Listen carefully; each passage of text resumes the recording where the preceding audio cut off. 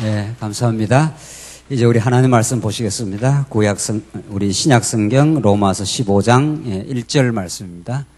우리 신약성경 로마서 15장 1절 말씀 보시겠습니다.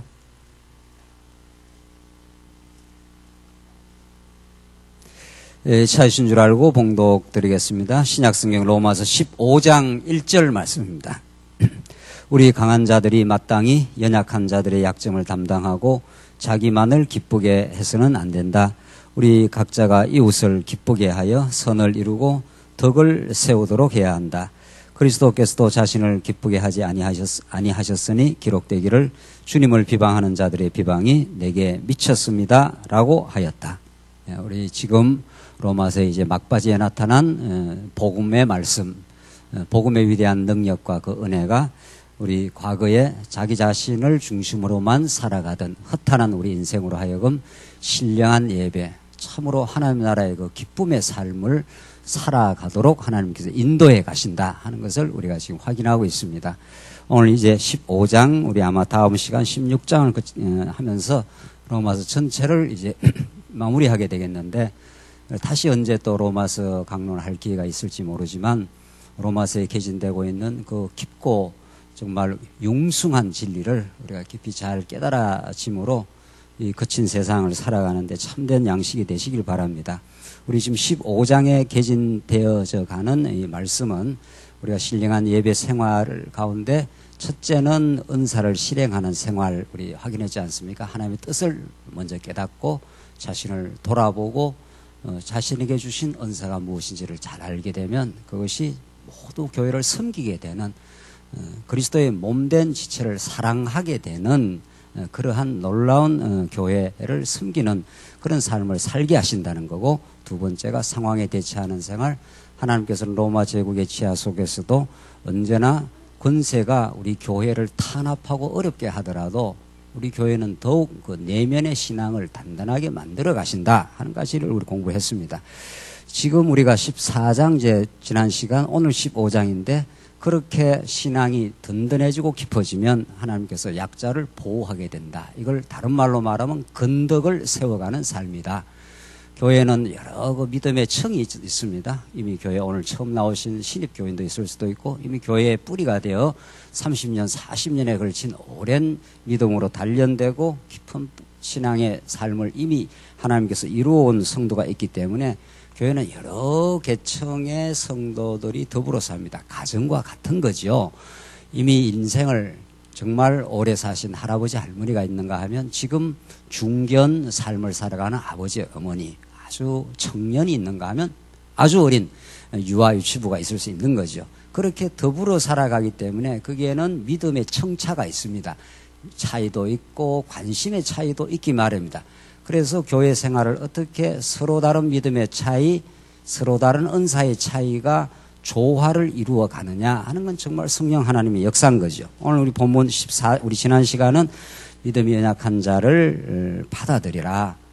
그 사람의 믿음의 수준에서는 그렇게 판단할 수밖에 없지 않느냐. 그래서 이 에베소서에도 이 믿음의 생활을 하면서 관용, 이해 이런 것들 얼마나 성령의 열매로 많이 강조하는지 모릅니다. 그럴 수 있다는 겁니다. 그 믿음의 상태, 뭐 초등학교 상태는 초등학교 수준 이상을 어떻게 살겠어요.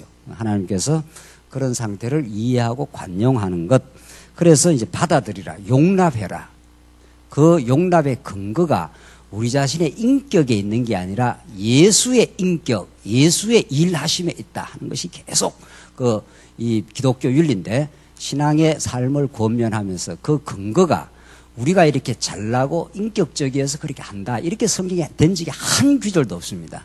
그렇게 할 수 있는 것은 예수가 이미 이 땅에 오셔서 하나님의 마음을 실현하셨고 강자였지만 부유하신 그분이 우리를 위해서 가난하게 되시면 가난한 우리를 부욕케 하려 함이라. 이게 연보의 원리인데, 연보는 단순히 물질만이 아닙니다. 풍성한 하나님의 은혜를 나누어 누리는 삶, 이렇게 되어 있습니다. 그러니까 그런 우리의 믿음의 삶의 근거가 내 자신의 인격에 있는 게 아니라 그리스도의 행하심에 있고 머리 대신 그리스도가 내 안에서 일하신다, 이렇게 되어 있는 거죠. 그걸 우리가 깨닫는 걸 우리는 언약 성취로 합니다. 왜냐하면 성령이 오셔서 내 안에 성취해가는 게 신약 성경 전체 프로그램이기 때문에 그렇습니다. 그래서 지금 그런 믿음의 삶, 약자를 보호하는 그것을 건덕, 그래야 교회가 세워진다는 겁니다. 진리는 반드시 사랑으로 귀결되고 사랑은 반드시 건덕으로 귀결됩니다. 진리, 사랑, 건덕, 이게 아주 자연스러운 흐름입니다. 진리를 많이 깨달았는데 내 마음에 사랑하는 마음이 없다. 이게 가짜, 이런 거죠. 그러니까 사도 바울이 그렇게 이미 여러 곳에서 그걸 지적을 합니다. 오늘 15장 내용은 그런 약자를 보호하는 생활로 성도들이 단단하게 자라게 되면 이제 우리 교회의 범주를 넘어 이방을 용납하는 그런 이제 하나님 나라가 이 땅에 실현되어 가는 그런 삶으로 하나님 인도를 해 가신다. 그게 오늘 15장의 이방을 용납하는 생활입니다. 네 번째.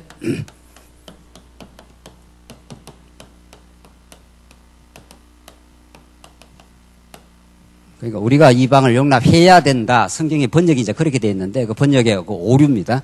이방을 용납하도록 그렇게 생활하도록 하신다. 우리 진리, 생활, 체제 이렇게 되어 있지 않습니까? 여기 이제 지금 우리가 공부하는 건 양육이고 이제 그 다음 단계, 그 다음의 말씀이 이제 무장인데 진리를 알게 되면은 그게 생활화 된다는 거예요. 그렇게 생활화되면은 하나님께 체제가 든든하게 세워진다. 이렇게 되어 있습니다. 그러니까 성경이 얼마나 참으로 체계적이고 논리적인지 모릅니다. 그래서 지금 이방을 용납하는 생활 첫 번째 양쪽 갈로 1인데 이방인을 지체로 용납을 합니다. 이방인을. 그러니까 이방인을 지체로서 용납한다. 이게 우리는 지금 그렇게 이게 실감나질 않아요. 그래서 우리 성경 해석을 할 때 이 당시에 로마서를 쓴 그 시대의 역사로 들어갈 이유가 있습니다. 왜냐하면 로마서를 1차적으로 읽는 그 독자는 여러분과 저가 아니라 1차적으로는 그 로마 시대 로마인들입니다. 로마인은 크리스찬이기 때문에 그 시대 역사를 배경을 이해하고 그 다음에 신학적 해석을 해서 하나님이 어떠신 분인가 알아서 이 로마서가 우리한테 적용이 되는 거죠. 왜냐하면 이방인이라는 것은 그 당시에는 사람이 아닙니다. 유대인들에게는 이방인은 가까이 가지도 않습니다. 소위 말해서 뭐라고 그래야 됩니까? 이 무슨 병균이 있는 어떤 사람처럼 그렇게 취급을 합니다. 창기라든가 아주 문둥병이라든가 그 정도 취급을 하기 때문에 유대인과 이방인이 이렇게 하나 된다는 건 에베소서에 이 둘이 하나가 되어서 유대인과 이방인이 하나가 되어서 예수 그리스도를 머리로 해서 이 하나가 된다. 막힌 담을 다 허물어 버렸다. 이런 표현이 나오는데 이거 그 당시 초대교회는 이거 있을 수 없는 일입니다. 이방인을 지체라는 것은 한 덩어리로 이런 말 아닙니까? 이걸 받아들인다는 건 있을 수 없는 거예요. 나중에 한번 사도행전에서 확인을 해 보겠습니다. 그래서 이 시대에 이방인 하는 것을 유대인의 관점에서는 있을 수 없는 거예요. 그게. 그래서 이방인을 지체로 용납하는 것. 두 번째가 이방 지역 전도에 합력하는 건데, 자, 이방인을 이제 용납하게 되니까 이방 지역에 이제 합력을 하게 된다는 겁니다. 왜? 같은 지체이기 때문에 우리만 말씀을 잘 깨닫는 게 아니라 그들도 말씀을 잘 깨닫게 하기 위해서 합력하게 된다. 요 두 지금 소지를 오늘 공부를 합니다. 요걸 공부해서 하나님께서 이방을 용납하게 하는 생활, 이걸 잘 깨달으면은 그대로 우리한테 그대로 복음으로 우리에게 적용이 되어지는데 한번 보십시다. 우선 1절 우리가 읽은 대로 우리 강한 자들이 마땅히 연약한 자들의 약점을 담당하고 자기만을 기쁘게 해서는 안 된다. 자 보십시오. 여기 14장에 나오는 약자를 보호하는 생활을 15장에 바로 연결하고 있습니다. 그러니까 사실은 14장, 15장 이렇게 돼 있는 게 아니라 계속 논리적인 흐름이 있는 거죠. 14장 그 1절에 다시 보십시오. 14장 1절에 믿음이 연약한 자를 받아들이고 그의 의심하는 걸 비판하지 마라 하면서 강자가 약한 자를 어떻게 대해야 되는가를 나오고 15장에 다시 1절 우리 강한 자들이 마땅히 연약한 자들의 약점을 담당하고 자기만을 기쁘게 해서는 안 된다. 그러니까 14장의 약자 보호하는 생활이 15장 1절에 계속 이어져 나갑니다. 이것이 이어지면서 이제 이방을 용납하는 것으로 전진하는 거죠. 약자를 보호하는 생활이 14장에 나오고 그 15장 1절에 약자를 보호하는 것이 자연스럽게 이방을 용납하는 걸 이어져요. 왜냐하면 이방인이라는 건 복음을 아직 전혀 들어보지도 못한 사람들은 약자 중에 약자인 거죠. 그렇잖아요. 우리 장한조한교는 지금 30년을 넘어 지금 말씀을 들었지 않습니까? 예컨대 지금 필리핀, 인도, 중국 뭐 이런 데는 아예 이 복음 자체를 안 들었으니까 뭐 복음 자체를 모르니까 생명 자체가 없고 너무도 약자라고 봐야 되잖아요. 그러니까 약자 보호하는 생활은 교회 내에서 이야기고 이방을 용납하는 건 교회 이제 이 조직교회에 넘어 이제 이렇게 그러니까 자연스레 연결이 되는 거죠. 그래서 우리 강한 자들이 마땅히 연약한 자의 약점을 담당하고 자기만을 기쁘게 해서는 안 된다. 해서는 안 된다. 이렇게 돼 있지만은 실제 우리 해석은 정말 성령께서 우리 마음의 역사를 하시고 진리를 깨닫게 하시면 조금이라도 우리 강자라면은 연약한 자들의 약점을 자꾸 감당을 한다는 겁니다. 그 짐을 져 나간다는 겁니다. 이건 뭐 너무 사실은 자연스러운 거예요. 복음을 깨달았다면은 우리 가정에서 아버지가 어린 약자한테 그 짐을 메우지 않지 않습니까? 짐을 지고 나가는 거 아니겠어요? 그 약점을 담당하는 거를. 그 약자는, 믿음이 약한 자는 뭐 여러 가지로 실수투성입니다. 우리 인간 자체가 원래 실수투성이지만은 더더군다나 믿음이 약한 자들은 실수, 약점, 과오 이런 걸로 인간은 점철되어 있습니다. 그러니까 도무지 복음대로 깨닫고 가정과 우리 교회가 건강하게 자라간다는 건 약점, 실수를 어떻게 바라보느냐 하는 것에 크게 달려 있습니다. 예수님이 만약 우리의 과오, 우리 실수, 약점을 그대로 공격을 하고 정죄를 한다면 아무도 살아날 수가 없습니다. 여기서. 그래서 그 실수, 과오를 사오가 보일 때 그 약점을 이렇게 감당을 해 간다는 겁니다. 이렇게 걸머진다 이런 뜻입니다. 그래야 가정이 되지 않겠어요? 그래서 우리가 자랄 때 청소년들이 자랄 때 뭐 엄청 실수하고 뭐 요즘 중학교 2학년은 뭐 무서워서 김정이라 쳐들지를 못한다면서요. 예, 뭐 그만큼 이게 좌충우돌한다는 겁니다. 중학교 2학년들이 지금 뭐 그 사춘기에 그 폭발하는 막 그 마음의 그 충동과 이런 것들을 제어를 못한다는 거예요. 그게 호르몬 분비가 그렇게 되기 때문에 청소년 때 그거는 당연히 그런 생활이라는 겁니다. 그걸 이상하게 보지 말라는 겁니다. 이 자식 중학교 가는데 사람이 엄청 변했네 이러지 말고 거기 성장 과정에서 그렇게 그런 자기도 자기를 제어할 수 없다는 겁니다. 성령의 마지막 열매가 절제인데 그거는 정말 고도의 하나님께서 성령께서 주시는 깨달음입니다. 그렇기 때문에 사춘기를 거쳐가고 있구나 이렇게 봐야지. 그 사춘기하고 그 싸워가지고 되겠어요? 강자가? 그렇잖아요. 그러니까 그 연약한 자의 약점을 담당하고 자기만을 기쁘게 해서는 안 된다.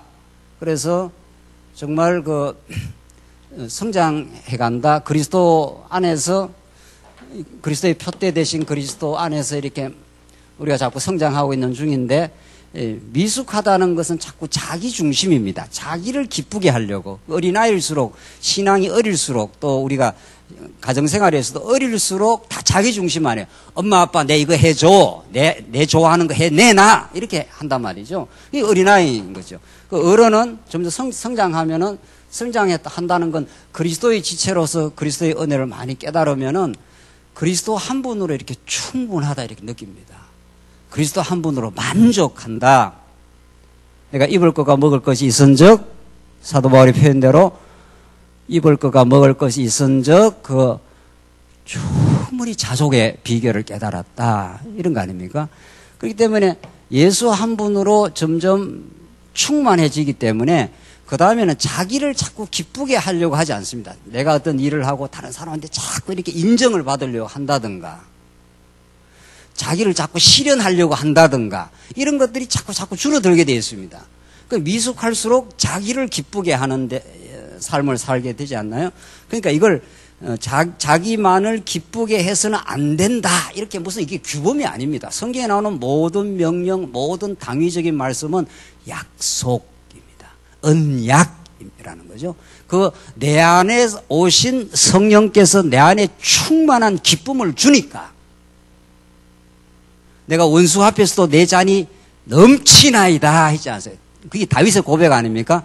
다윗은 수많은 그 대적들의 틈바구니 속에 살았습니다. 젊은 날은 사울이 그렇게 자기를 죽이려고 했고 나이 들어서는 아들 압살롬이 자기를 축출해냈고 뭐 엄청난 그 고난을 많이 치렀습니다. 그러니까 원수들 앞에서 내 잔이 넘치도록 해주신 여호와 하나님. 그래서 여호와는 나의 목자시니 내가 어떻게 해요? 부족함이 없으리로다. 이렇게 하는 거죠. 그게 아주 정상적인 신앙생활입니다. 점점 우리 신앙이 자란다, 우리가 말씀을 공부를 많이 했다 하는 것은 그 이론이 우리 안에 역사를 해서 우리 안에 충만한 기쁨으로 하나님께서 해주신다는 거예요. 그래서 자기를 훨씬 덜 기쁘게 하려고 합니다. 그러니까 돈을 버렸어도 신앙이 미숙하고 인간적으로도 그래요. 인간적으로도 미숙한 아버지 엄마는 계속 뭐 자기를 위해서 많이 쓰지 않겠어요, 돈을. 그러나 성숙한 아버지 엄마는 자기를 위해서 훨씬 안 씁니다. 그래서 이게 자연스러운 그 신령한 예배로 전진을 하게 돼 있다. 네. 그 제가 미리 말씀드렸지 않습니까? 신령한 예배의 반대는 자기 예배니까.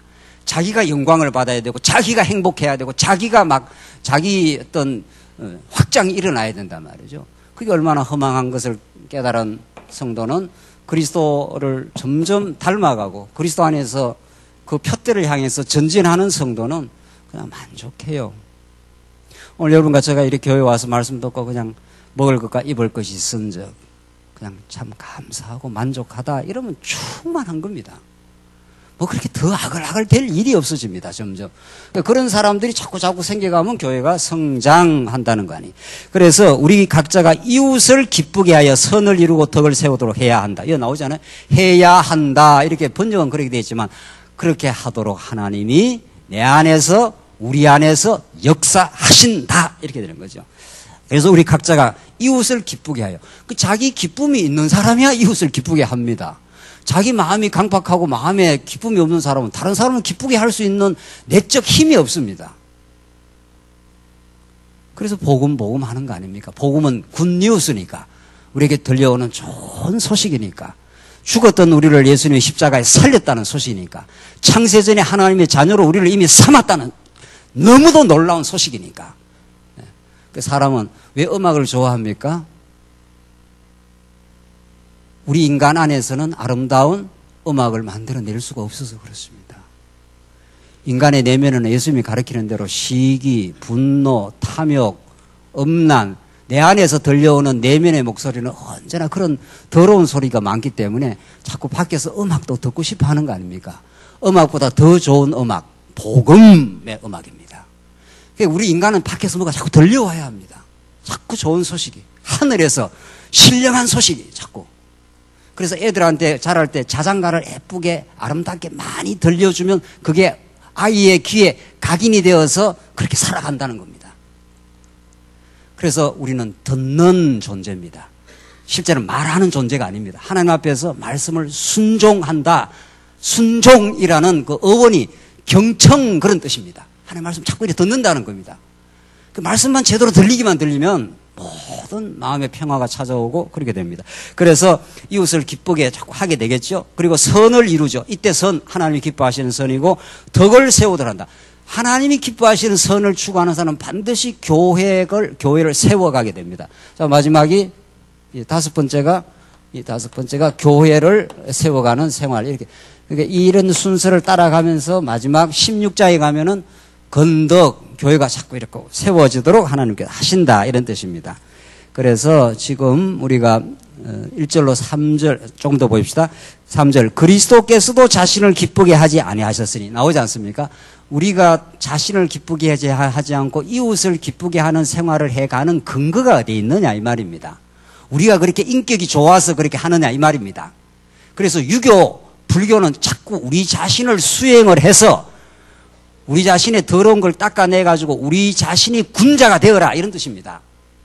기독교 진리는 그게 아니고 기독교 윤리는 그게 아니라 우리 안에서는 결코 이웃을 덕을 세우는 삶을 살 수가 없던 우리로 하여금 내 안에 그리스도를 보내주시고 그리스도의 지체가 되게 해서 그렇게 세워가도록 해나가시는데 그래서 3절에 그리스도께서도 자신을 기쁘게 하지 아니하셨으니 했지 않습니까?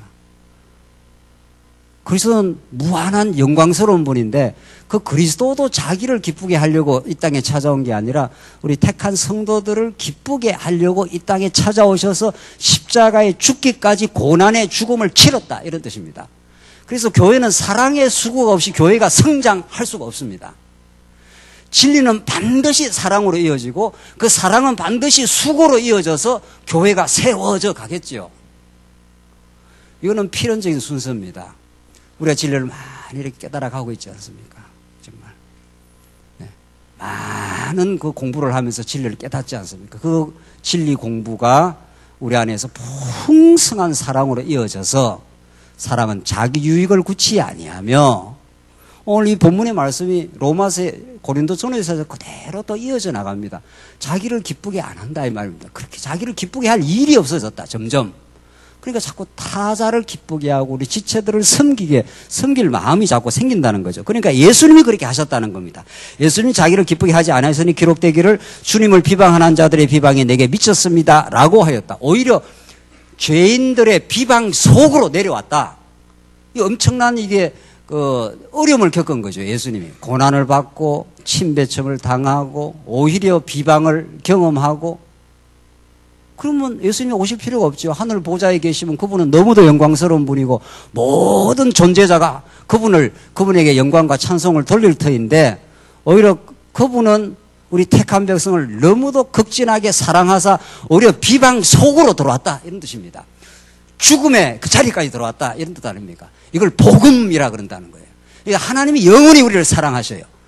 만세 전부터 영원히 우리를 사랑하시고 우리를 이미 정해놓았습니다. 자기 백성으로. 그 은혜와 사랑을 우리라고 깨닫게 해야 되는데 아버지가 아무리 자식을 사랑한다 사랑해도 실감이 안 난단 말이죠.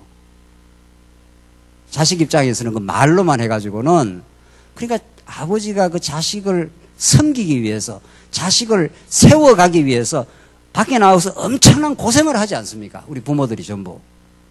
그냥 고생스러운 무슨 식모살이도 하고 직장도 하고 노가다도 하고 어떤 상관 밑에 들어가서도 그 수모를 당하기도 하고 그렇게 우리가 직장생활이 다 그런 거 아니겠어요? 그렇게 하는 것은 자기를 위해서 할 것 같으면 그렇게까지는 할 필요 없는 거죠. 뭐 재산이 좀 있다, 몇 억이 있다, 몇십억이 있다, 뭐 그런 일을 안 해도 될 거 아니겠어요? 여튼데. 근데 그렇게 하는 것은 이웃을 기쁘게 하기 위해서, 우리 자녀들을 섬기기 위해서, 우리 교회에 조금이라도 믿음 안에서 성숙한 우리 성도님들이 계신다면 그런 오히려 예수 그리스도가 비방 속으로 들어와서 우리가 받아야 될 비방을 면제해 주시고 우리를 죄 없다 해 주시고 그 풍성한 은혜와 사랑을 확정시켜 주신 그분, 그래서 그분 때문에 사는 겁니다. 우리가 4절 보십시다. 4절로 6절 보시면 구약이 그리스도에 의해 영광을 돌리게 한 것을 가르칩니다. 구약 전부가 그리스도를 통해서 하나님께 영광을 돌리게 한다는 언약의 말씀이라는 겁니다. 구약 전부가. 뭐 이건 우리가 너무도 성경신학적으로 이미 정리되고 있지 않습니까? 구약 전부가 우리 언약이라고 하는데 아담에게 하나님께서 3대 언약을 맺으시고 아브라함에게 그대로 맺어서 자손 땅 통치로 하나님께서 섭리로서 언약을 하셔서 예수 그리스도를 그대로 보내주셔서 예수 안에 성취가 되므로 하나님이 여호와 혹은 우리 신약적 용어로는 하나님이 우리 아버지가 되어 주신 거죠. 그러니까 신약 전부는 구약에 근거하여 예수는 그리스도라임을 통해서 하나님이 여호와임을 증명한다. 그분이 우리 아버지이시다. 그 모든 영광이 그분에게 돌아가도록 하나님이 구약에 그렇게 약속이 되어 있다는 겁니다. 그러니까 구약을 제대로 읽으면 당연히 예수에게 증거가 되고 당연히 하나님 여호와를 우리는 증거하게 되므로 우리는 그에게 영광을 돌리는 도구가 되는 거죠. 영광을 돌리는 도구처럼 영광스러운 게 또 없는 거죠. 그러니까 우리가 누구의 도구가 되느냐에 따라서 인생이 완전히 바뀌는 거 아니겠어요? 깡패한테 걸려가고 계속 깡패의 어떤 그 지배를 받게 되면 깡패의 도구가 되는 거고, 우리 주님의 도구가 되면 그 영광스러운 주님의 도구가 되어서 하나님께 영광을 돌리게 되겠죠. 그게 4절에 나옵니다. 무엇이든지 전에 기록된 것은, 이게 뭡니까? 이게 구약입니다. 무엇이든지 전에 기록된 것은 우리를 교훈하기 위하여 기록된 것이니, 우리에게 하나님을 이때 도덕적 교훈이 아니라 하나님을 가르쳐 주기 위해서 기록된 것이니, 이는 우리로 하여금 인내와 성경의 위로를 통해 소망을 가지게 하려는 것이다. 인내, 위로, 소망, 이런 것들이 다 성령께서 만들어낸 열매들입니다. 이 땅은 환난으로 가득 차 있습니다. 그래서 환난은 인내는 뭐랍니까? 연단은 뭡니까? 소망을 이루게 하려 합니다. 그 소망이 우리를 실망시키지 않는다. 왜? 하나님의 사랑이 우리 마음에 부은 바 되기 때문이다. 사도 바울이 로마서 5장에서 앞에서 그렇게 말한 것을 다른 버전으로 이렇게 말하는 겁니다. 그래서 하나님께서 자꾸 그리스도를 가르쳐 주시는 것은 우리가 그리스도를 자꾸 붙들게 하여 인내케 하고 그리스도 안에서 위로를 얻게 그렇게 만들어 가신다. 5절 이제 인내와 위로의 하나님께서 너희로 하여금 그리스도 예수님을 본받아 서로 같은 마음을 품게 하셔서 인내와 위로의 하나님이 그렇게 만들어 주신다는 겁니다. 서로 같은 마음. 한 진리 안에 있으니까 어떻게 마음이 자꾸 달라지겠느냐는 거예요. 6절 한 마음과 한 입으로 하나님 곧 우리 주 예수 그리스도의 아버지께 영광을 돌리게 하시기를 원한다. 결국은 뭐 과정에서는 우리가 약간의 어떤 차이도 있을 수 있고 의견 차이도 있을 수 있는 겁니다. 그거는 세상에 어떤 교회도 완전한 교회가 없습니다. 그러나 결국 그 모든 것을 하나님께서 깨닫게 하셔서 한 마음과 한 입으로 우리 하나님께 영광을 돌리게 결국 우리를 그렇게 만드는 이쪽으로 하나님께 몰아가시게 되어 있습니다. 어떤 택한 성도도 어떤 과정을 거쳐도 마지막에는 하나님 여호와의 영광으로 우리 아버지의 영광으로 그분이 하셨다는 걸로 그분의 은혜라는 걸 사실로 하나님 우리를 인도하고야 마실 하나님. 그걸 하나님의 구약적 표현을 따르면 하나님의 열심이라 이렇게 말합니다. 그 하나님의 열심에 우리가 붙들려 있기 때문에 과정에서는 이런저런 일을 겪어도 결국 그분에게 영광을 돌리도록 그렇게 하나님 만들어 주신다는 겁니다. 왜냐하면 그게 우리의 참된 기쁨이기 때문에 그렇습니다. 하나님 우리에게 참된 기쁨을 주십니다. 결국은 7절을 보십시다. 7절로 13절 보면 언약을 이루어 이방인으로 영광을 돌리게 할 것을 가르칩니다. 언약을 이루어서 이방인으로 하여금 영광을 이루어야 한다. 보십시다. 7절 그러므로 그리스도께서 하나님의 영광을 위하여 우리를 받아들이신 것과 같이 너희도 서로 받아들여라. 이거 우리 서로 용납하라 이 말인데 우리가 우리를 다른 지체를 용납하라 이방인들을 용납하라는 게 아니라 그리스도가 그렇게 하신 것 같이 그 근거가 우리로 하여금 이방인을 용납하게 만들어간다 이런 뜻입니다. 사도 바울이 우리 서신을 그러므로 이유를 읽어보면은 우리가 이렇게 하라고 하는 것처럼 다 돼 있지만은 그 앞뒤로 그리스도가 그렇게 하셨다는 것을 자꾸 이렇게 가르쳐줘요. 그래서 그리스도가 우리의 능력이고 그리스도가 우리의 힘의 원천이고 그리스도가 우리 안에서 행하시는 원동자입니다. 우리 안에 소원을 두고 행하게 하시나니 에너자이즈 하는 게 그런 뜻입니다.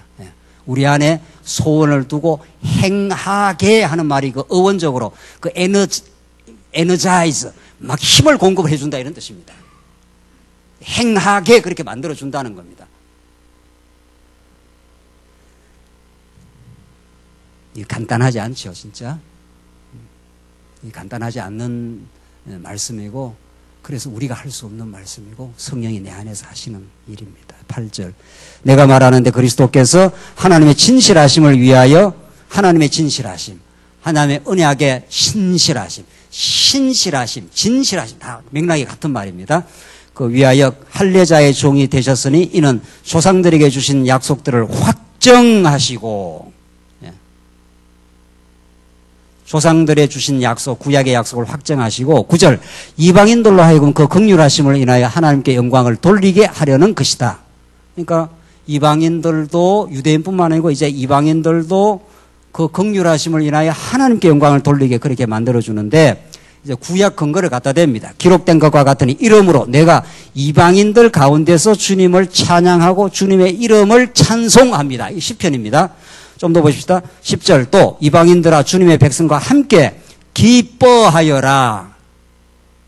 신명기 말씀입니다. 11절 또 모든 이방인들아 주님을 찬양하며 모든 백성들아 그분을 찬송하여라. 시편의 말씀이고 12절 그러므로 이사야가 말하기를 이새의 뿔이 곧 이방인들을 다스리기 위하여 일어나시는 분이 있을 것이니 이방인들이 그분께 소망을 둘 것이다 라고 하였다.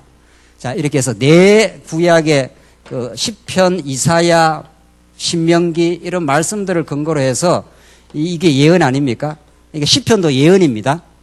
예언서만 예언이 아니고 구약 전부가 다 사실은 예언적 성격을 가진 언약의 말씀이니까 시편이라든가 신명기, 시편, 이사야 이런 말씀들에서 장차 이방인들이 하나님을 찬양하게 될 것이라는 그 예언의 성취대로 된다, 이런 뜻입니다. 이 얼마나 놀랍습니까? 지금 이제 예수님 당시가 유대인 시대인데, 유대인 시대가 이제 종주국지습니다. 그래서 사도 바울을 이방인의 사도로 이미 정해놓고, 그 다음에 베드로로 하여금, 사도행전에 보면은 8장에 탄압이 일어나서 다 유대와 사마를 흩어지고, 9장에는 사도 바울이 개종을 하고, 10장에 베드로가 고넬료를 만나가지고 이방 지역의 복음을 전파하라는 하나님의 뜻이 이루어집니다. 처음에 베드로가 이방 지역으로 복음을 전파 안 하려고 하지 않습니까? 그런데 하나님께서 착착 그렇게 만들어 가십니다. 그래서 유대인 시대가 서서히 저물고 본격적으로 사도 바울을 통해서 일단 베드로를 통해서 이방의 복음 전파를 하게 하고, 그 다음에 본격적으로 사도 바울을 통해서 이방인 시대가 지금 열린 거죠. 구약에는 유대인, 예수님 당시에도 유대인, 예수님 당시에는 유대인과 이방인이 막 이제 혼재하는 겁니다. 이때는 이방인들이 복음을 막 받아들이기 시작했기 때문에. 지금은 완전히 이방인 시대죠. 그리고 이방인 수가 다 차면 다시 유대인 시대가 옵니다. 이게 하나님께서 신약 시대의 섭리 프로그램입니다. 그것이 구약의 예언대로 성취된다고 합니다. 그러니까 이방인에게 복음이 이렇게 전파되는 것 자체를 우리는 이렇게 보면서, 그러니까 로마도 이방인이고 에베소도 이방인이고 다 그 당시 예루살렘을 떠난 지경은 다 이방인들입니다. 그래서 영국으로, 미국으로, 카나다로, 우리 한국으로, 지금 중국으로, 필리핀으로 이렇게 지금 전진하고 있지 않습니까? 그 이방인 시대입니다. 그러니까 여기에 복음이 자꾸 이렇게 전파되는 걸 봐서 우리가 열심히 내서 이방인 선교를 하고 있다, 이렇게 못한다는 겁니다. 왜? 예언대로, 구약의 시편의 예언대로 이방인들과 함께 찬양을 하게 될 것이다. 이방인들이 뭘 하나님을 찬양을 하겠습니까? 모르는 이방인들이. 이방인은 율법도 없고 예수도 모르고 하나님이 살아계신지도 모르고 그렇지 않습니까? 지금도 저기 티벳이라든가 저기 중국 저 꼴짜기 가면 뭐 예수 이름도 못 들어본 사람이 천지니까. 거기에 만약 하나님 택한 백성이 있다면은 반드시 그쪽으로 누군가를 발걸음을 계속 그렇게 가도록 그렇게 하시는 거죠. 지금은 중국 사람들이 지금 이미 아랍권 선교에 지금 들어가고 있습니다. 다음 주에 이제 하얼빈을 가게 되는데, 하얼빈의 그 총 지도자가 우리한테 복음만 제대로 좀 가르쳐 달라. 우리는 복음을 제대로 배워본 적이 없다. 우리는 너무 감격적으로 예수는 믿고 막 교회가 부흥을 했는데, 누가 선생님이 와가지고 성경을 창세기부터 계시록까지 체계적으로 가르쳐 준 사람이 없으니 우리에게 복음을 전해주기만 해라. 특히 젊은 사람한테 복음을 전해달라. 그러면 아랍권으로 우리가 가겠다, 이렇게 말합니다. 그 생생한 그 사람의 보고입니다. 그러니까 이게 이방인 시대가 왔고 지금도 계속 지금 전진하고 있습니다. 그것이 궁극적으로는 이사야, 시편, 신명기에 예언이 성취되고 있다. 할렐루야, 이렇게 되는 거죠. 이방인의 복음이 전방 하나님의 약속이 이루어져 가는 거구나. 하나님 살아계심이 분명하시구나. 하나님께서 그들을 사랑하셨구나. 그렇게 지금도 이름도 빛도 없는 선교사들이 지금도 오지를 향해서, 미전도 개척지를 향해서 지금도 전진하고 있습니다. 지난번 동계상해에 때 왔던 선교사 있지 않습니까? 그분 우리 말씀을 깊이는 깨닫지를 못해요.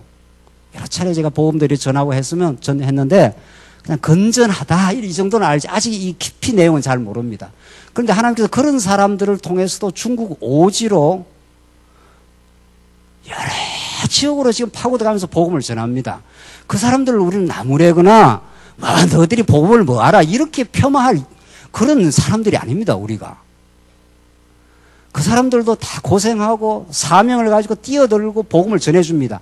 문제는 그 사람들이 체계적이고 총체적인 복음을 잘 모르니까 우리에게 하나님께서 그걸 주셨기 때문에 우리가 그 사람들을 도와주면 되는 거죠. 우리는 오지로 간 사람이 별로 없잖아요. 우리 말씀 운동에서는. 그러니까 하나님께서 그렇게 오지로 전방 개척으로 그냥 고생하면서 뛰어드는 사람들이 있습니다. 그 사람들을 우리가 폄하하거나 너희들은 구속사 신앙밖에 안 되잖아. 이런 이야기는 이제 아주 입에서 사라져 버려야 됩니다. 우리 입에서. 그 사람들은 뭐 배운 게 그거밖에 없으니까 그거 가지고도 지금 개척 선교를 하고 있지 않습니까? 그럼 우리가 할 일이 뭐냐 말이죠. 우리 이렇게 풍성하게 깨달았다면, 창세부터 계시록까지 하나님께서 당신이 여호와 중심으로 깨달았다면 그분들 도와주면 되는 겁니다. 또 실제로 도와달라고 하지 않습니까? 마게도냐에서 환상이 나타나서 우리를 와서 도우라고 그렇게 했듯이 말이죠. 전해주기만 하면 막 펑펑 터져나갑니다. 그 사람들은. 우리는 하도 많이 들어가지고 또 올라오면 언약성시 이야기하겠구나. 또 뭐 여호와 하나님 뭐 하시겠구나. 하도 많이 들어서 저쪽은 들어보지도 못해서 언약이란 말이 있었습니까? 이 정도 아니겠어요? 그래서 하나님이 이방인 시대를 지금 하나님이 이루어 가십니다. 이게 언제까지? 예루살렘까지 복음이 전파돼요. 이방인의 시대가 때가 찰 때까지, 그러면 다시 유대인들이 돌아오게 하려고 하나님이 지금 이스라엘 나라를 1945년, 48년 그렇게 독립국가로 만들어 놨지 않습니까? 이건 역사의 기적입니다. 그 사람들이 이게 하나님이 하시는 일이지. 그래서 지금 유대인들이 예수를 믿는 사람들이 점점 생겨나고 있답니다. 지금 이스라엘에서 예수를 믿으면 얼마나 불이익을 당하는 줄 아십니까? 아랍권에서 예수를 믿으면 그냥 죽음이고, 그거는. 그런 곳에도 이제 틈새가 열려져 가고, 그쪽에 중국 사람이 아랍권에 가서 복음을 전한다는, 그 사람들이 전하는 복음이 얼마나 초보적이겠어요. 그걸 우리는 이제는 폄하하기 이전에, 그렇잖아요? 지금 하나님은 그렇게도 하시는 거구나. 그러면 우리가 후방 지원 부대로 들어가서 정말 엄청난 이 미사일과 같은 이 성경 신학을, 이 수많은 탄약고를 그들에게 전해주면 되는 겁니다. 인도에 가봐도 그렇고, 필리핀에 가봐도 그렇고, 중국 여러 지역에 가봐도 그 사람들은 탄약이 다 떨어졌다는 거예요. 가서 뭐 예수는 전하긴 전했어요. 전하긴 전했는데 그 다음에 그 사람들을 1, 2년 전해서 됩니까? 우리 지금 30년, 40년 지금 교회가 이렇게 성장하고 있는 중인데 30년, 40년 전하려면 그만큼 깊이가 있고 폭넓고 창세부터 계시록까지 이게 전체적으로 터져야 그렇게 계속 전해주지 않겠어요? 그 우리는 하나님께서 그걸 주셨다면 그 사람들을 도와주면 되는 겁니다. 잘했다고. 이제 이렇게 우리가 탄약이 많다고 먹을 양식이 풍성하니까 가져가서 전하라고 그들에게. 그렇게 하나님께서 이 땅 위에 이방인 선교를 행하시겠죠. 그래서 지금 이 이방인 선교 문제를 사도행전을 보면은 사도행전에 이렇게 되어 있습니다. 9장, 아까 분의 말씀대로 10장, 11장, 8장에 핍박이, 스데반이 죽어서 핍박이 일어나고 9장에 사도 바울을 개종하지 않습니까? 사도 바울이 언제 내가 이방의 사도가 되겠습니다 이렇게 자원했습니까? 그렇게 안 했습니다. 내가 교회를 잔해하려고 자원했습니다. 육신의 소욕으로. 그런 사도 바울을 하나님께서 붙들어 가지고 꺾어서 하나님의 사람이 되게 만들었습니다. 그래, 그때부터 진리를 섬길 자원하는 마음이 생긴 거죠. 그러니까 그 자원도 하나님이 깨닫게 하고 믿음을 주어서 사도 바울을 이방의 사도가 되게 한 겁니다. 이미 어머니 뱃속에서 그렇게 정해 놓았으니까. 그리고 나서 10장에 넘어가면 베드로가 고넬료 집에 들어가서 환상을 봅니다. 한번 보시죠. 그걸 봐야 이방인 선교가 어떻게 이루어진가. 10장, 사도행전 10장 보십시다. 10장 9절 말씀 보십시다. 사도행전 이걸 확인하고 지나가야 우리 이방인을 영접한다는 말이 실감이 납니다. 사도행전 10장 9절입니다. 이튿날 그들이 길을 가다가 그 성읍에 가까이 이르렀을 때 베드로가 기도하러 지붕에 올라갔는데 때는 정오쯤이었다. 그가 배가 고파서 무엇을 먹을까 하는데 10절입니다. 10장 10절. 그가 사람들이 음식을 준비하고 있을 때 비몽사몽간에 하늘이 열리고 큰 보자기 같은 그릇 하나가 내 귀퉁이에 끈이 달려 땅으로 내려오는 것을 보았다. 그 안에는 온갖 네 발 달린 짐승들과 땅에 기는 것들과 공중의 새들이 있었다. 그때 그에게 음성이 임하여 베드로야 일어나 잡아서 먹으라 하니 베드로가 말하였다. 주님, 결코 그럴 수 없습니다. 저는 속되고 부정한 것은 아무것도 먹은 적이 없습니다. 다시 두 번째 음성이 그에게 임하여 하나님께서 깨끗하게 하신 것들을 내가 속되다고 하지 마라 하였다. 이 일이 3번 있은 후에 곧 그 그릇이 하늘로 들려 올라갔다. 이 그 유명한 고넬료 집에서 광주리에 부정한 음식이 내려오는 환상입니다. 그러니까 베드로는 지금도 유대인 중심주의 세계관에 빠져 있습니다. 이 당시에 예수님 당시에 모든 유대인들은 자기들만 택한 백성이다. 이런 엄청난 교만과 지적 교만이 가득 하늘을 찌르고 있는 때입니다. 이때가. 그래서 이방인들을 사람 취급을 안 합니다. 우리 말씀 운동 안에서도 우리는 우리만이 성경신학이다. 다른 교회는 뭐 어떻게 보면 사람 취급도 안 했는 적도 많은지도 몰라요. 그렇지 않아요, 진짜. 그래서 사도 베드로가 엄청난 지금 교만에 지금 빠져 있는 거죠. 왜 내가 부정한 거 먹어야 됩니까? 3번이나 지금 그 음성이 내려왔지 않습니까?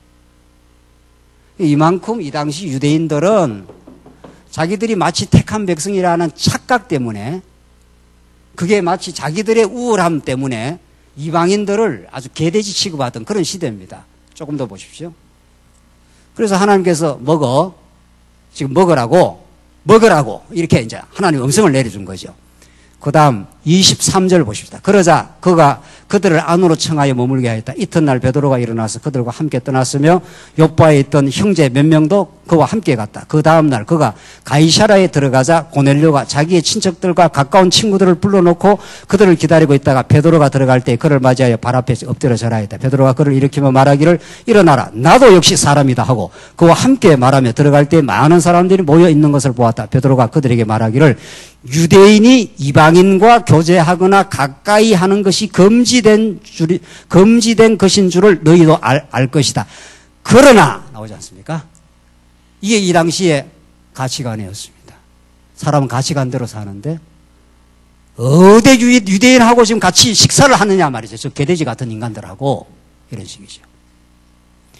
그러나 하나님께서 내게 지시하시어 사람을 속되거나 깨끗하지 않다고 말하지 마라 하셨다.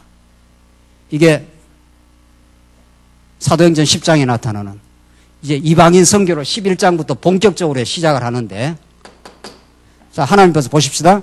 8장에서, 사도행전 8장에서 엄청난 예루살렘의 핍박이 일어납니다. 그래서 예루살렘에서 사람들이 교회에서 모여 있을 수가 없습니다. 그래서 막 흩어져 나갑니다. 유대와 사마리아로 흩어졌다. 8장 1절에. 그리고 9장에서 하나님께서 딱 타이밍을 맞춰서 사도 바울을 다메섹 도상에서 정확하게 딱 불러냅니다. 뭐 어디 가서 전하는 사람이 있어야 복음이 전파될 거 아니겠어요? 그러니까 하나님께서 사도 바울을 불러냈지 않습니까? 그런데 아무리 불러내고 뭐 해도 그 당시에 가치관에 얽매여 있으면은 이방인한테 접근하는 것 자체를 유대인들이 안 한단 말이죠. 너희들하고 우리는 달라. 이 유대인 배타주의 말이죠. 우리가 얼마나 고급한 인생인 줄 알아? 이런 식이죠. 그러니까 이 가치관을 갖고 있는 한에는 이방인으로 복음 전파로 갈 수가 없어요. 갈 수가. 그 가치관에 딱 묶여가지고 그 세계관과 가치관에 딱 종노릇을 하기 때문에 그 가치관을 터줘야 될 거 아니에요. 아니구나 이렇게. 우리가 유대인이 되어서 하나님을 아는 것도 하나님의 놀라운 언약에 근거한 은혜고, 이방인은 뭐 말할 것도 없고 그렇게 된 거 아니에요. 그래서 사도 바울의 서신에서 아무도 차별함이 없다. 남자나 여자나 주인이나 종이나 유대인이나 이방인이나 아무도 하나님 앞에 차별함이 있을 수가 없다. 그 말을 그렇게 여러 차례 강조를 합니다. 사도 바울이. 이거 얼마나 중요한 메시지인지 몰라요? 인간 똑같은 겁니다. 인간의 그 행위로 말하면은, 하나님 앞에서 본질적인 행위로 말하면 진노에 우리가 다 자녀들이에요. 누가 누구를 정죄할 수 있냐 말이죠.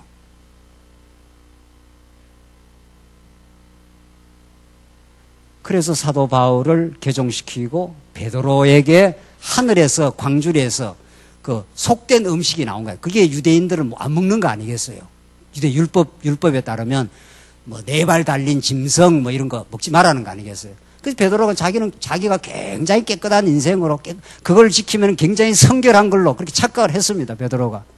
그걸 아무도 하나님 먹으라고 그걸 먹고 너도 하늘 양식으로 하나님 백성이 되었이 이방인에게도 하늘 양식으로 하나님의 사람이 돼. 그들도 똑같아. 그래서 베드로가 지금 하는 말씀 아닙니까? 그러나 하나님께서 나에게 지시하시어 사람을 속되거나 깨끗하지 않다고 말하지 마라 하셨다. 이때부터 이제 이방 선교가 일려나가는 겁니다. 그러니까 베드로가 복음을 이제 전파하게 되는 거죠. 그러니까 하나님이 준비된 그릇 사도 바울을 이제 본격적으로 쓰시는 거죠. 그러니까 베드로가 먼저 복음의 문을 터는 겁니다. 이제 베드로가. 왜냐하면 베드로가 수제자니까, 수사도니까. 일단 베드로가 문을 터고 나니까 그 열린 문으로 이방 사도 바울이 그 열린 문으로 터고 나가는 거죠. 이제 이 하나님이 하시는 일이죠. 우리 한국 사람처럼 이 차별이 심한 민족이 없답니다. 화교들이 세계 어느 곳에 가서도 잘 살고 단결도 잘하고 잘 견디내는데 어느 나라만 화교가 못 견딘 나라인 줄 아십니까? 어느 나라만? 한국만이네. 한국. 인간 누구나 다 똑같은 거지만 그래요. 그래서 정말 복음을 복음답게 깨달으면 이제 다시 본문으로 가십시다. 다시 본문 로마서 이제 결론을 지으십시다. 13절 15장 13절 이제 소망의 하나님께서 믿음 안에서 모든 기쁨과 평강을 너희에게 충만하게 하셔서 성령의 능력으로 소망이 넘치게 하시기를 원한다. 그래서 너희들 이방인들에게도 복음이 널리 전파되어서 정말 소망이 넘치도록 하나님께서 그렇게 하길 원한다고 바울이 말합니다. 14절 보십시다. 이제 조금 더 정리하고 끝내시죠. 14절로 33절까지 보면은 이제 두 번째 이방 지역 전도에 합력을 합니다. 이방 지역 전도에 하게 하는 내용이 나오는데 14절 나의 형제들아 나는 너희가 선함이 가득하고 모든 지식으로 충만함으로 능히 서로를 권고할 수 있으리라고 확신한다. 그러나 내가 너희에게 다시 생각나게 하려고 하나님께서 내게 주신 은혜로 말미암아 몇 가지 점에 대하여 너희에게 매우 담대히 있었다. 이 은혜는 나로 이방인들을 위하여 나오지 않습니까? 사도 바울을 이방의 사도로 이미 하나님이 작정해 놓으시고 다메섹 도상에서 부르시고 이렇게 치열하게 이방 전도에 그렇게 힘을 쓰도록 하나님이 하게 하셨습니다. 그래서 나로 이방인들을 위하여 그리스도 예수님의 일꾼이 되어 하나님의 복음의 제사장 직무를 하게 하고 복음의 제사장 직무, 제사장이 하는 일이 뭡니까? 네, 다 섬기는 일입니다. 그래야 이방인을 제물로 드리는 그 일이 성령 안에서 거룩하게 되어 받으실만 하게 하시려는 것이다. 그러니까 이방인을 제물로 삼는다는 겁니다. 이게 무슨 말입니까 도대체? 네, 제물은 하는 일이 뭡니까? 그걸 죽이는 거 아닙니까? 그러니까 너희가 드릴 영적 예배가 하나님 앞에 너희가 드릴 하나님 앞에 거룩한 산 제사를 드리라. 이것이 너희의 드릴 영적 신령한 예배라. 그렇지 않습니까? 우리가 지금 주제가 뭡니까? 우리 지금 이 모든 것들이 1, 2, 3, 4, 5 해서 전부 이것들이 신령한 예배입니다. 이게. 그냥 예배가 아니고 앞에 신령한 예배, 영적 예배 아닙니까? 이 개념을 우리가 이 의미를 정확하게 알 필요가 있는 거죠. 이렇게 하는 것이 다 신령한 예배인데 5가지 항목이 이 신령한 예배를 한마디로 요약을 하라면 거룩한 산 제물입니다. 제물은 예수 안에 죽는 겁니다. 예수가 우리 대신 죽었고 우리도 십자가에 못 박혔나니 우리도 우리 옛사람을 함께 날마다 사도 바울이 죽노라 하지 않습니까? 우리 오전에 여호수아서 공부했지 않습니까? 하나님께서 가나안 땅 정복 전쟁을 하나님께서 치르시는데 그래서 7지파 그 강팍한 그 7지파들이 살고 있지 않습니까? 7 족속들이 그리고 수많은 성들이 도사리고 있습니다. 하나님께서 그 도성들을 붕괴시켜주고 7 족속들을 하나님께서 쫓아내게 하신다는 겁니다. 그걸 성화라 그럽니다. 우리한테는. 그러니까 우리는 날마다 옛사람을 하나님께서 죽이시고 우리 안에 날마다 속사람을 성장시켜 나가는 거죠. 그러니까 이 모든 것들이 예배라는 겁니다. 예배라는 건 신령한 예배는 우리 옛사람이 죽지 않고 은사를 실현할 수가 없어요. 우리가 복음을 깨닫지 않으면 그 은사가 자기를 드러내는 데 써요. 세상 사람들은 똑똑하고 돈 많고 기능 발휘하는 사람들은 전부 자기를 위해서 합니다. 그 교회 와서는 자기를 죽이고 우리 성도들을 살리기 위해서 사는 사람. 그게 건덕 아니겠어요? 하나님 주신 은사, 재물, 시간, 여건, 지식, 이 모든 것들이 자꾸 우리 지체들을 섬기는, 제사장이 하는 일이 섬기는 일이고 자기를 죽이는 일이고 우리 안에 예수가 사는 길이니까. 그래서 한마디로 말해서 신령한 예배는 산제사의 삶입니다. 그 산제사의 삶을 다른 식으로 표현하라 하면 은사를 가지고 다른 사람을 섬기고 잘 상황 속에서도 잘 대처를 하고 약자들을 보호하고 이방을 용납하는 그게 산제물입니다. 그래서 하나님께서 사도 바울을 이방인을 제물로 삼겠다고, 세상은 다 자기가 살겠다고 합니다. 다 자기를 드러내는 게 삶의 가치관입니다. 자기를 더 크게 하고 자기를 돋보이게 하고 자기가 똑똑함을 증명하고 그래서 인류대학 가고 그래서 돈 많이 벌이고 그래서 다른 사람을 지배하고, 이게 세상 가치관이지만 예수님이 나는 너희를 위해서 죽어 너희를 섬기러 대속의 제물이 되게 하려고 왔다고. 예수님의 제자들은 성령이 오시기 전에는 누가 좌편에 누가 우편에 앉습니까? 그게 타락한 군상들의 가치관입니다. 여러분과 저의 과거의 다 가치관이었습니다.